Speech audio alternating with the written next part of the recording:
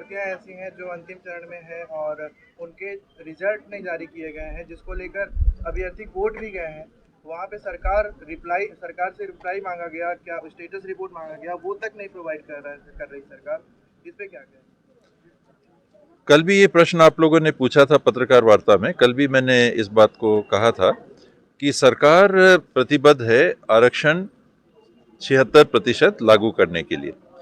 76% में 32% ट्राइबल आबादी के लिए, 13% अनुसूचित जाति के लिए और 27% ओबीसी के लिए। जो संवैधानिक प्रावधान है उसके अनुसार भी एसटी एससी वर्ग को उनके आबादी के अनुपात सरकारी नौकरियों में आरक्षण मिलना चाहिए।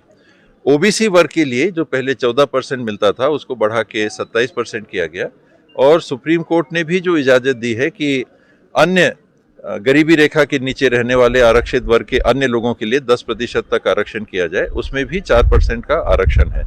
तो सरकार इस बात पे सहमत नहीं है कि जो वर्तमान परिस्थिति है, अगर आप नौकरी देते हैं तो ट्राइबल समाज को केवल 20% नौकरी मिले, इसके लिए सरकार सहमत नहीं है।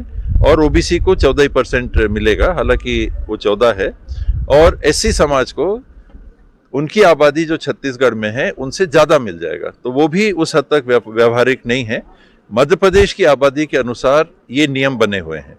मध्य प्रदेश से अलग होने के बाद छत्तीसगढ़ में रमन सिंह जी की सरकार ने जो नियम बनाए थे उनको हाई कोर्ट ने फैसले से रद्द कर दिया है। ये कारण है कि सरकार 20% ट्राइबल को नौकरी में आरक्षण देके भर्ती करने पे सहमत नहीं है। और गवर्नर जो हैं ये अड़ियल रुख अपना रखे हैं। ये मुझे लगता है कि राजनीतिक प्रभाव में दलगत राजनीति से ऊपर उठ के जो इनको काम करना चाहिए वो काम नहीं कर रहे हैं। और पुराने गवर्नर मैडम ने भी दस्तखत नहीं किए थे और नए गवर्नर हैं वो भी इस पे बैठे हुए हैं। ये अपने संवैधानिक अधिकारों का दुरुपयोग कर रहे हैं। उसमें कहीं भी संविधान की उस धारा में, शायद कल 200 का उल्लेख आप लोगों ने किया था, ये नहीं लिखा है कि गवर्नर अनिश्चितकालीन कर सकते हैं, बल्कि ये लिखा है कि दोबारा अगर गवर्नर हाउस को इनकार करके भेजते हैं और हाउस वहां से फिर से उसको पास करके गवर्नर के पास भेजता है तो 2 महीने के अंदर गवर्नर उस निर्णय को लेने के लिए बाध्य हैं। जब 2 महीने की सीमा है तो संविधान की मंशा ये है कि गवर्नर सर्वोपरि नहीं है, जनता के द्वारा चुने गए लोग वो सर्वोपरि हैं और उनका फैसला कानून बनाने के लिए जो विधानसभा या लोकसभा या राज्यसभा में पारित होता है, गवर्नर या प्रेसिडेंट उसको बाधित नहीं कर सकते, उसमें वीटो नहीं लगा सकते। कहीं वीटो का प्रावधान नहीं है। आज क्योंकि समय सीमा पहली बार जब बिल आता है उसमें नहीं लिखी है, तो गवर्नर उस बात का जो उल्लेख नहीं किया गया है उसका लाभ लेके एक मुझे लगता है कि ये राजनीतिक रुख अख्तियार कर रहे हैं।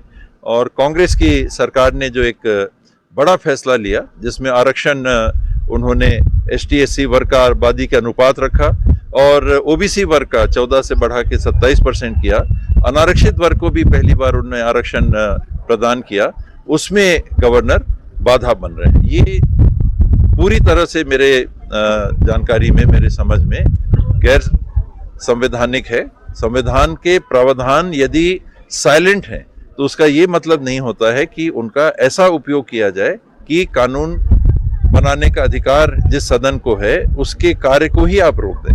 आप अनिश्चित काल के लिए बिल पे नहीं बैठ सकते।